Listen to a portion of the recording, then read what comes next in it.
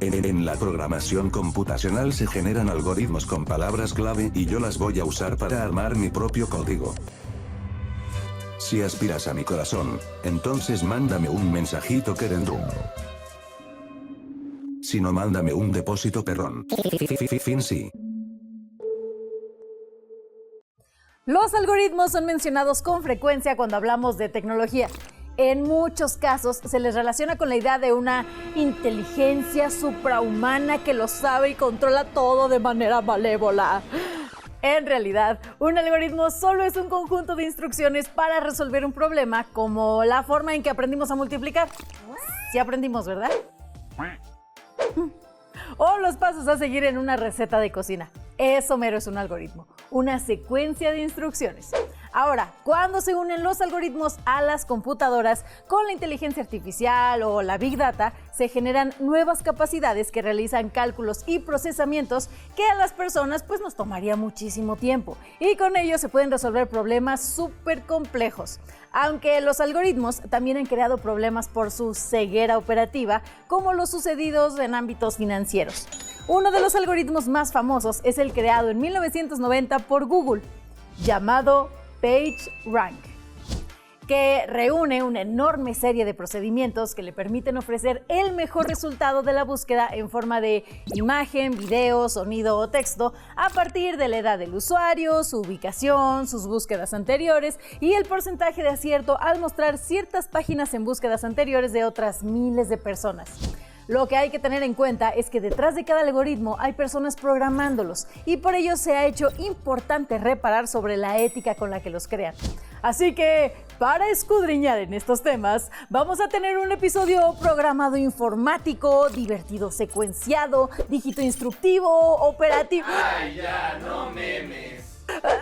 Bueno, vamos a comenzar a reconocer los patrones de los algoritmos al más puro estilo de No Memes.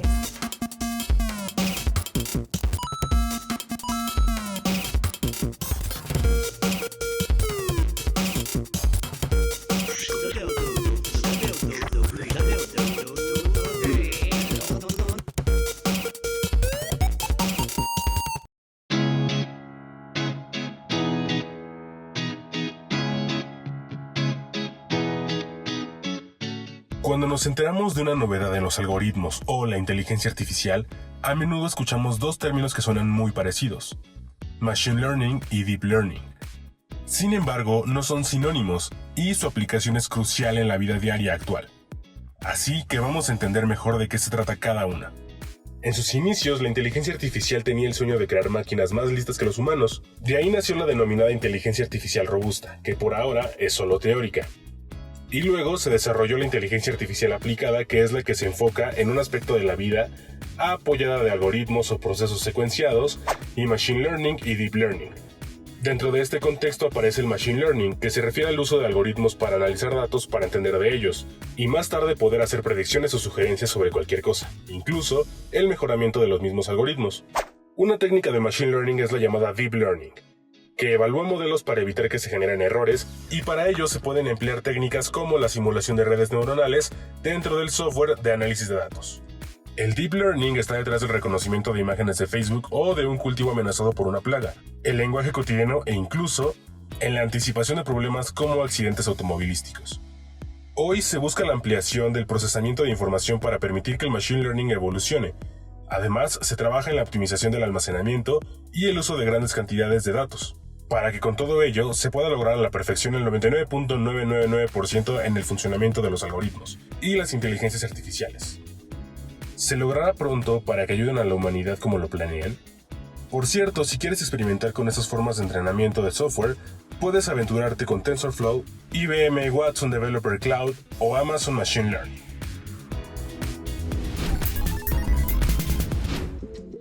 Las noticias más impactantes de la tecnología llegan a No Memes gracias al patrocinio de TV UNAM.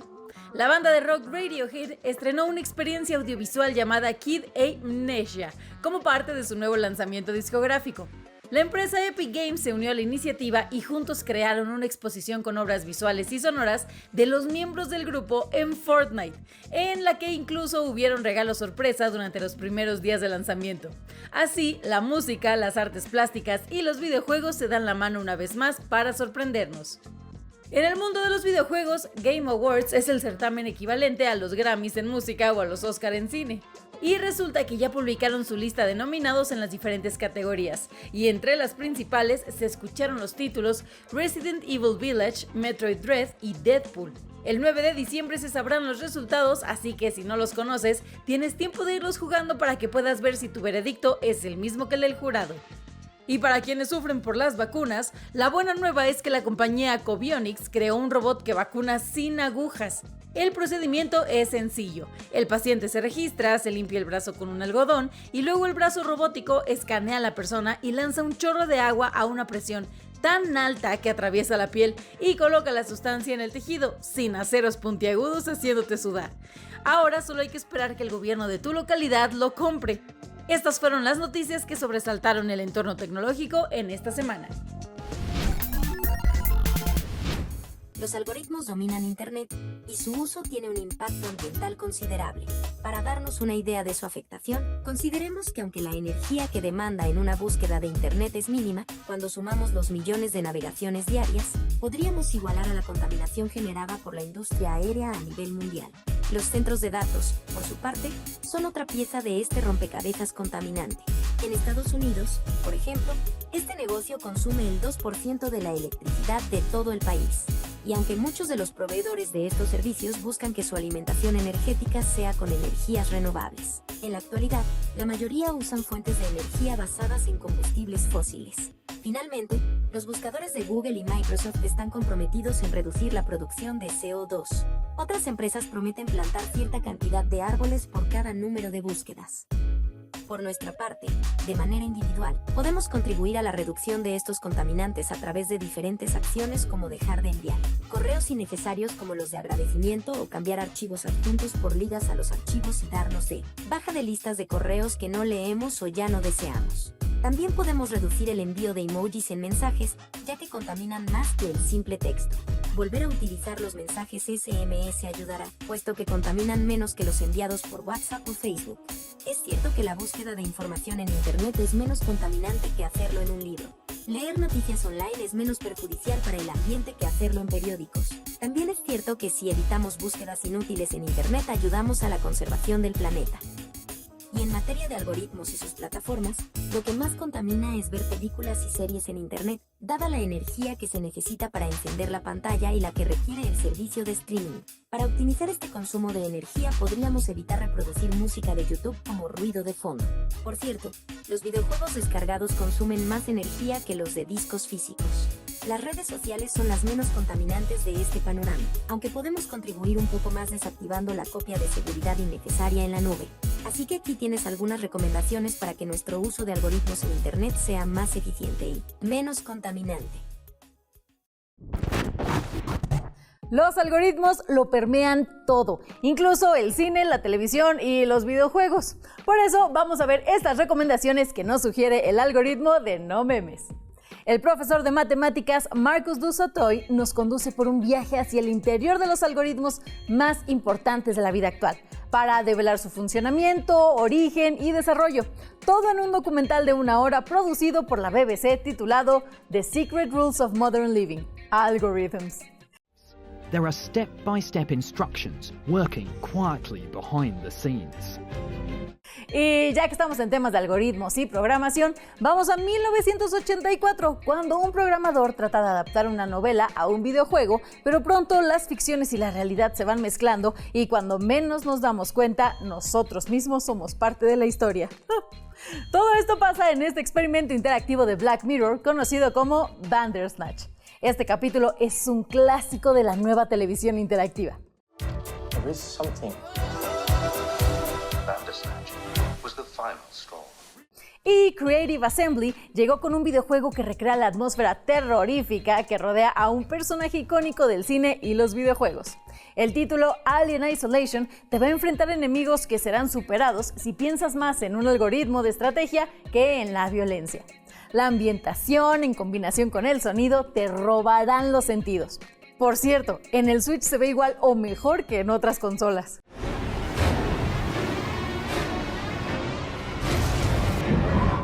Estas recomendaciones serán la sensación de la semana y lo serán más si los compartes con tus colegas que aman los algoritmos. Ya lo verás. La primera programadora de ordenadores que utilizó un algoritmo nació en Reino Unido el 10 de diciembre de 1815 y fue bautizada como Augusta Ada Byron. Recién nacida, su madre, una aristócrata aficionada a la ciencia y de fe protestante, la alejó de su padre, el poeta Lord Byron, y le proveyó una educación científica alejada de la poesía. Sin embargo, la pequeña Ada tenía inclinaciones por ocupar su imaginación en la indagación del mundo y dejarse llevar por sus pasiones. Una herencia paterna, consideró su madre.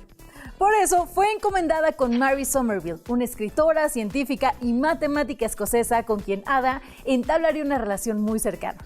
A sus 18 años, el 5 de junio de 1833, Ada acudió a una de las reuniones a las que llegaban ella, su madre, Charles Darwin, Charles Dickens y Michael Faraday, entre otras personalidades, ¿verdad? Allí descubrió una máquina creada por el británico Charles Babbage, matemático y precursor de las computadoras, la llamada máquina diferencial, que se trataba de un modelo de calculadora mecánica que calculaba tablas de funciones numéricas. Ada quedó fascinada, pero un año después se casó con un noble de apellido Lovelace y tuvo 3 hijos en 3 años. 10 años más tarde, en 1843, Ada escribió el primer artículo sobre la ciencia computacional e incluyó en él el primer programa completo de computadora. Ideó un proceso el cual altera la mutua relación de dos o más cosas con los comandos sí, y, entonces, o, las cuales sirven hoy en día para cualquier programación. Ada se dio cuenta que este proceso podría afectar cualquier cosa, no solo números, y así sobrepasó los límites de la aritmética.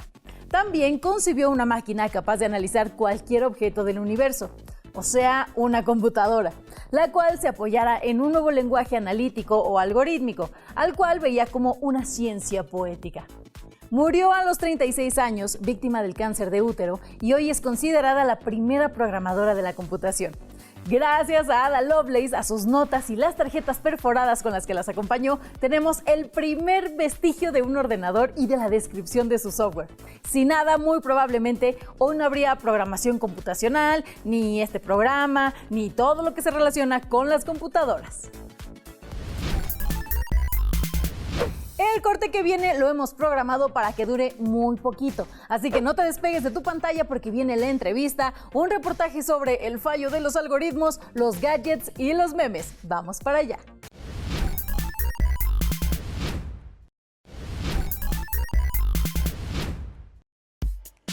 Volvimos como lo programado, brevísimamente. Ahora sí, para ver los algoritmos desde otra óptica, vamos a conversar con alguien que se la sabe de todas en estos temas. Yo me llamo Marisol Flores, trabajo en la UNAM Campus Morelia como profesora de tiempo completo en una licenciatura que se llama Tecnologías para la Información en Ciencias. Y estoy aquí en el banquillo de los acusados de No Memes. Marisol, ya teníamos muchísimas ganas de tenerte aquí en el banquillo de los acusados. ¿Cómo te sientes? Nerviosa, pero entusiasta. No, hombre, ¿cuál nerviosa? Si con todo tu currículum y todas las complejidades que ves, esto va a ser como una brisa de verano cualquiera. Sí, esperemos que sí. Perfecto, Marisol, mira, tú tranquila. La verdad es que nosotros ya estamos súper hambrientos de conocimiento, entonces, ¿qué te parece si empezamos con esta entrevista? Entonces, yo te pregunto a ti, Marisol, cuéntanos, ¿cómo pueden ayudar los algoritmos computacionales a todas las personas que nos ven? Bueno, pues los algoritmos ya de hecho se inmiscuyen en muchas áreas de nuestra vida. Gracias a ellos tenemos, por ejemplo, internet y con ello memes. Y tenemos también muchas de las aplicaciones que usamos a diario. O sea, desde Netflix, Spotify, todas estas aplicaciones que son para que puedas hacer cita con el doctor por internet o para que puedas hacer cita en el SAT si ya eres más grande.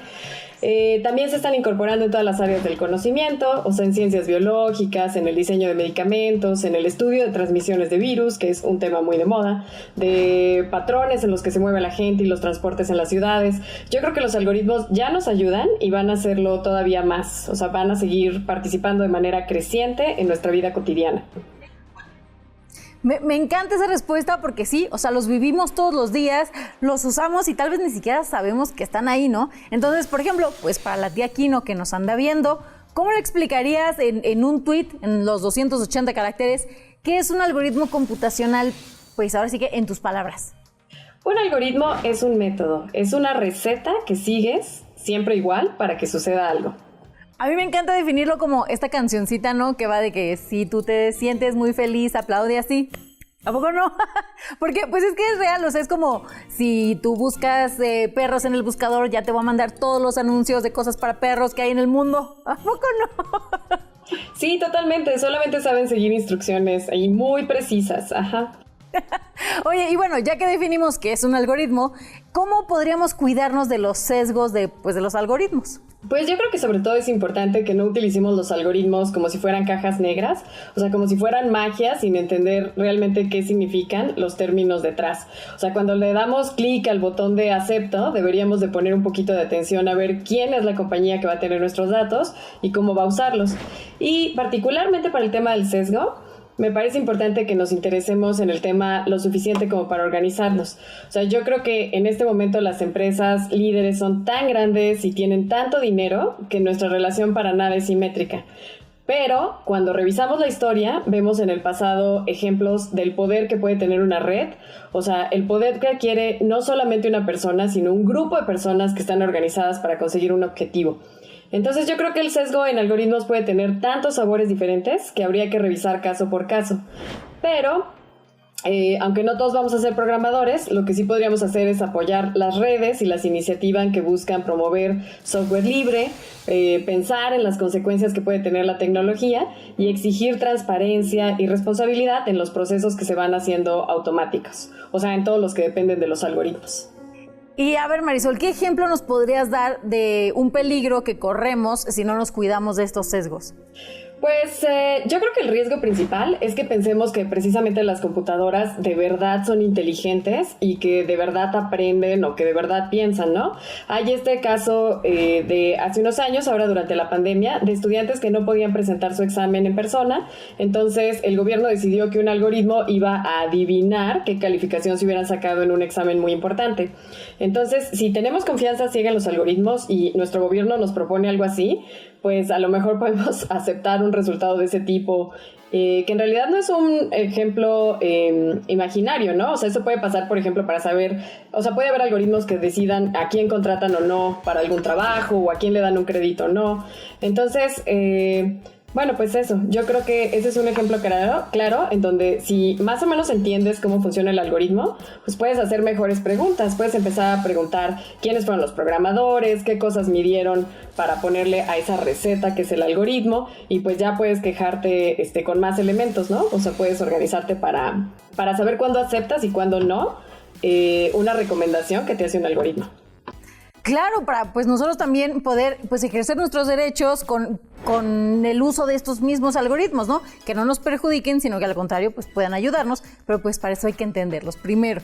Yo, mira, te cuento, Marisol, a mí uno de los miedos más grandes que tengo con los algoritmos es que me están enseñando siempre información que solamente corrobora o más bien que pues incrementa, ¿no? Lo que pues en lo que yo creo, lo que a mí me gusta o lo que yo sé. O sea, por ejemplo, si yo digo, es que a mí me encanta el helado de chocolate, pues mi algoritmo me va a enseñar por qué el helado de chocolate es lo máximo del mundo mundial. Y si a ti te gusta el de vainilla, pues a ti te va a enseñar que el helado de vainilla también es lo máximo del mundo mundial. Entonces, cuando tú y yo intentemos tener una conversación, solo vamos a tener información sesgada que ese algoritmo nos arrojó pensando que a lo mejor tenemos la verdad absoluta porque pues si el internet lo dice, pues debe de ser la verdad, ¿no? Y esto si lo llevamos, por ejemplo, a temas como elecciones, ¿no? Elecciones de puestos políticos o en cuestiones de salud, ahora con todo el tema de vacunación o las recomendaciones para lo de la emergencia sanitaria, pues creo que sí es un riesgo bastante importante, ¿no? ¿Qué nos podrías decir de la importancia de los algoritmos en este tipo de temas que impactan pues a grandes masas o a la población o incluso a todo el mundo? Dani, pues tengo que decir que tu temor tiene está completamente justificado. Los humanos, de hecho, tenemos eso que se llama sesgo de confirmación y a nuestro cerebro le encanta sentir que estamos en lo correcto. Entonces creo que naturalmente nuestro cerebro tiende a aceptar la información que confirma lo que ya sabíamos y tiende a buscarle peros a todas las cosas que contradicen esas cosas, que nosotros asumimos, ¿no? Las cosas que nosotros pensamos. Como bien dices, esto se hace peor con los algoritmos. Hay este efecto que se llama como de burbuja o de filtro, en donde, pues sí, naturalmente nos juntamos con personas que se parecen a nosotros y entonces eso lo que hace es que, por ejemplo, en las redes sociales tengamos cámaras de eco, en donde solamente, como dices, compartimos lo que ya de antemano creíamos y además nos sentimos muy bien cada que alguien nos da like, a pesar de que lo único que estamos haciendo es eso, crear un eco que tal cual repite lo que ya pensábamos, ¿no? Entonces yo creo que lo importante de ese sesgo, pues también es entender que ese no empieza con los algoritmos y tampoco se termina ahí, pero si sabemos que existe, entonces podemos tomar medidas para tratar de contrarrestarlo. Por ejemplo, si yo sé que existe ese sesgo, pues sería importante también balancear la dieta de noticias y de lecturas que sigo, por ejemplo, en las redes sociales, para tratar de ampliar mi perspectiva y escuchar también voces que piensen diferente a mí. Sí, claro, o sea, buscar en diferentes blogs, en diferentes medios o fuentes, y pues también salirte un poquito de lo convencional o sea, en lo que diario te metes, bueno, pues explorar otro tipo de cosas, otro tipo de temas, e incluso hasta pues otro tipo de posturas, ¿no? Para no ser justamente víctima de lo que mencionas, de como efecto burbuja. Y creo que es súper importante lo que mencionas porque yo pienso que ya va muy de la mano con este tema de la ética, pues en todo este paraguas que se abre a partir de los algoritmos, ¿no? Entonces, por ejemplo, ¿tú qué nos recomendarías o qué crees que debería tomar en cuenta una persona que programa algoritmos en el sentido de la ética? O sea, ¿qué temas de ética deben de ser prioridad para esa persona al programar un algoritmo? Ay, pues esta sí es una pregunta más difícil y además tengo que confesar en este banquillo que la ética no es mi tema de especialidad. Entonces me parece que la palabra puede tener interpretaciones muy diferentes. De hecho, en estudios que se han hecho sobre cómo se enseña ética a las personas en espacios de computación, hay quienes enseñan que la ética es solamente que no hagas algo ilegal y otros enseñan que la ética pues tiene que ver con que los algoritmos respeten los derechos humanos o que incluso nos preocupemos por la sustentabilidad, porque el internet también contamina. Y desde mi punto de vista yo creo que deberíamos sobre todo promover el pensamiento crítico, o sea, las buenas preguntas y entender que usar algoritmos no significa que el mundo volvió a empezar desde cero. O sea, cuando usamos algoritmos ya venimos arrastrando mucha historia, muchos factores que tienen que ver con circunstancias desiguales y todo eso siempre se va a reflejar de una u otra manera en los algoritmos que construimos. Entonces, hay autoras que sugieren que más que hablar de ética, deberíamos de hablar de justicia y empezar por hacernos preguntas básicas que tienen que ver con el poder. Por ejemplo, ¿quién hizo un algoritmo? ¿Para quién lo hizo? ¿Quién se beneficia de su uso? ¿Quién queda o puede quedar perjudicado? ¿Quién ni siquiera lo va a poder usar? Entonces, yo creo que deberíamos hacernos preguntas pensando en el poder. ¿Puede un algoritmo cambiarnos la vida? Creo, sin miedo a equivocarme, que esa es de las respuestas más acertadas que he escuchado respecto a este tema, porque todo el mundo de pronto te contesta como, no, pues es que tiene que ver con la moral, pero ¿la moral de quién? ¿O la moral bajo qué, estipulando qué, no? O sea, en una religión, el que está programando debe de tomar en cuenta su religión para programar ese algoritmo. En fin, hay muchísimas variantes sobre este tema y creo que cuestionarnos sobre este tema que es el poder es básico, o sea, debe de ser el principal cuestionamiento que debemos de hacernos. Y ya que estamos en quien pues tiene el poder de programar el algoritmo, ¿tú qué le recomendarías a quien quiere empezar pues en todo este tema de los algoritmos, no? O sea, pensando en esto de tener un comportamiento responsable, ético, yo creo que hasta el momento la dinámica con muchos algoritmos y espacios digitales ha sido que primero crean la herramienta y luego hasta que todo sale mal ven cómo lo arreglan. Entonces yo creo que deberíamos hacerlo al revés. Yo creo que antes de crear una herramienta deberíamos de tener a un grupo de personas muy distintas en su punto de vista y que se tomen el tiempo para sentarse y para ponerse a imaginar si algo que estamos construyendo de verdad nos acerca más a todos como sociedad para vivir en el mundo que quisiéramos vivir. O sea, en lugar de construir algo y luego ver qué tal salen las cosas, deberíamos primero de visualizar a dónde queremos llegar y luego construir herramientas que nos ayuden a llegar hasta ahí, tratando de anticipar lo que podría salir mal. Y bueno, la pregunta que me hiciste tiene que ver con recomendaciones para los que quieren entrar en los negocios de algoritmos. Y creo que los negocios tienen dos partes, ¿no? Los dueños, que son los que quieren sacar dinero de ahí, y los usuarios, que son los que van a permitir que el negocio exista. Entonces, la recomendación para los dueños es que escuchen muchas voces y se tomen el tiempo de pensar antes de hacer las herramientas. Y la recomendación para los usuarios es que no dejemos de hacer preguntas y que tratemos de aprender para poder hacer mejores preguntas que nos permitan entender la situación y exigir nuestros derechos si es preciso. Cuánta responsabilidad, tanto como creador como usuario. Tenemos mucha responsabilidad en este tema y me encanta. Oye, ¿y qué carreras debería de cursar alguien que pues quiere entrarle al mundo del algoritmo? Uy, pues ahorita hay muchísimas opciones para alguien que quisiera estudiar eso. Por ejemplo, puedes meterte en ciencias computacionales, o si no le tienes miedo a las matemáticas, y espero que de verdad no le tengas miedo porque todos estos algoritmos pues llevan muchísimas matemáticas, pues puedes buscar carreras que tengan que ver con matemáticas aplicadas, o por ejemplo esta donde trabajo, que se llama Tecnologías para la Información en Ciencias. Creo que sobre todo tienen que revisar el plan de estudios, porque hay carreras muy interesantes que, aunque tienen nombres que apenas se están dando a conocer, pues tienen en su plan de estudios toda esta parte que abarca la construcción de aplicaciones, de inteligencia artificial, de redes neuronales, o cosas que en este momento perfilan para ser muy importantes en todos los niveles, ¿no? En el gobierno, en las empresas, en la vida diaria. Pues ya lo saben, si le quieren entrar al mundo de esto del algoritmo, tanto como creador como usuario, pues tenemos muchas cosas que hacer, pero eso también pues nos da a nosotros poder para usarlos como queremos y como nos funcione y como pues nos venga bien a todos en conjunto, ¿no? Marisol, ya te puedes relajar, ya pasó la parte tensa de la entrevista, inhala, exhala. Ahora nos vamos a ir con las preguntas rápidas. Yo te voy a dar dos opciones y tú me tienes que decir cuál prefieres. ¿Estás lista? Estoy listísima. Venga, 3, 2, 1. ¿Android o iOS? Android. ¿Facebook o Instagram? Instagram. ¿Diagrama de flujo o pseudocódigo? Pseudocódigo. ¿Palomitas de mantequilla o de chilito? De mantequilla. Ok. Ahora nos vamos con la relación de palabras. Yo aquí te voy a dar una palabra y tú me tienes que decir la primera palabra que se te venga a la mente. Vamos allá a conocer pues cómo funcionan los algoritmos en tu mente. ¿Lista? A ver. Venga, 3, 2, 1. Proceso. Diagrama. Superación. Personal. Silueta. Método. ¡Excelente! Y ahora ya para cerrar, vámonos con nuestra tradicional selfie cam. Cuando yo te cuente 3, tú volteas a tu cámara y haces una pose, porque nos van a poner un filtro pues ahí muy algorítmico, ¿no? Listísima. Venga, 3, 2, 1, pose.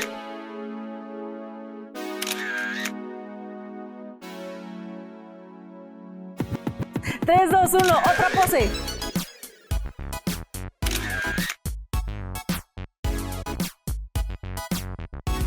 ¡3, 2, 1! ¡Última pose!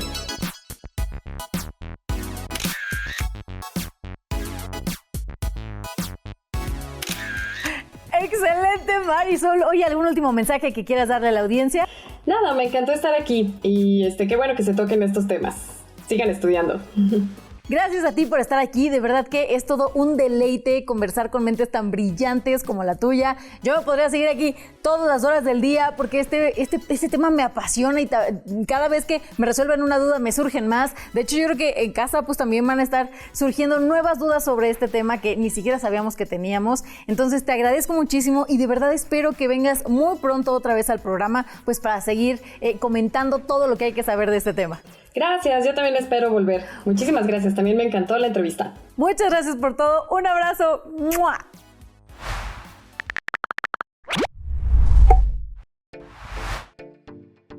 Los exámenes de Certificado General de Educación Secundaria y GCSE de Inglaterra, Irlanda del Norte y Gales empezaron a ser calificados por algoritmos computacionales y no por profesores. El resultado fue el inicio de un agitado debate, ya que en casi la mitad de los exámenes, las calificaciones de los alumnos de escuelas públicas fueron menores a las que venían recibiendo los evaluadores humanos. ¿Qué tan bajos? Hasta un 15%, lo que produjo que muchos estudiantes no alcanzaran las calificaciones mínimas para continuar sus estudios. Se creyó que la diferencia se debió a que los profesores solían aumentar la calificación en función a una consideración personal del alumno, tomando en cuenta su desempeño durante el ciclo escolar, y el algoritmo no. Sin embargo, protestas sociales señalaron que el sesgo del algoritmo respondió más bien a un prejuicio negativo que señala a las escuelas públicas como deficientes, en comparación a las privadas. A partir de estas movilizaciones civiles, el secretario de Educación, Gavin Williamson, resolvió que se volverían a las calificaciones de los profesores, mientras corrigen ciertas incoherencias significativas en el algoritmo. Con este experimento queda claro que los algoritmos pueden ser programados de maneras tan estrictas que no corresponden con una realidad más compleja que los números, y que la programación de estos puede verse influenciados por nuestros prejuicios. Si quieres que los algoritmos funcionen para ti y te proporcionen comodidad, entonces checa estos gadgets. El reconocimiento de rostros es resultado de los algoritmos y este tripié Hohem iSteady V2 Gimbal cuenta con uno muy potente que sirve para seguir nuestros movimientos. Además reconoce otros gestos para su accionamiento como detener el reconocimiento facial, girar a modo vertical o hacer efectos, y cuenta con luz LED ajustable. Se carga a través de un puerto USB tipo C y también puede servir como batería portátil para cargar tu teléfono. Y los dispositivos que reconocen nuestro rostro son cada vez más diversos, como el caso del Poseidon Smart Mirror, un espejo que está dotado de una pantalla touch con la que podemos cambiar la iluminación, la música que escuchamos o programar configuraciones de iluminación. Su reconocimiento facial le permite hacer zoom a nuestra cara, tener reconocimiento de gestos y valerse de algunas aplicaciones de realidad aumentada para probarnos peinados virtuales, tomarnos fotos, recibir consejos de belleza o monitorear nuestra postura. Se conecta por USB, Wi-Fi y Ethernet. ¿Ya te cansaste de cargar la mochila todos los días? Pues que la cargue Piaggio, un robot inteligente programado con algoritmos de seguimiento que no te dejará por donde sea que vayas, incluso por escaleras. Es capaz de identificarnos y reconocer obstáculos gracias a su radar y varios sensores. Puede viajar por 34 kilómetros o 7 horas con una carga y alcanzar hasta 35 kilómetros por hora para seguirte el paso cuando vayas en bici. Con estos aparatos reconociéndote, tendrás a los algoritmos trabajando para ti.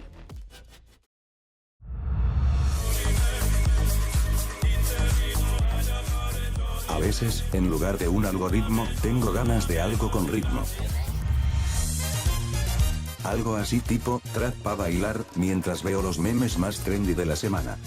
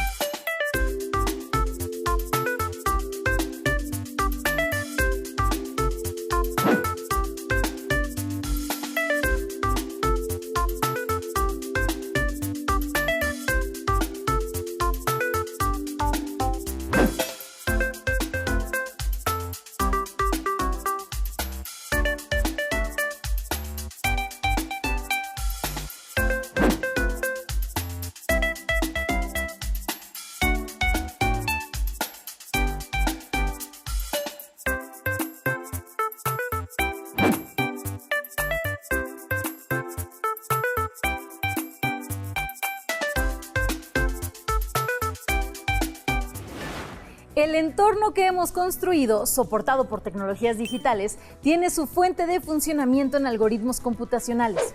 Gracias a ellos, mucha gente encuentra información, trabajo o hasta el amor.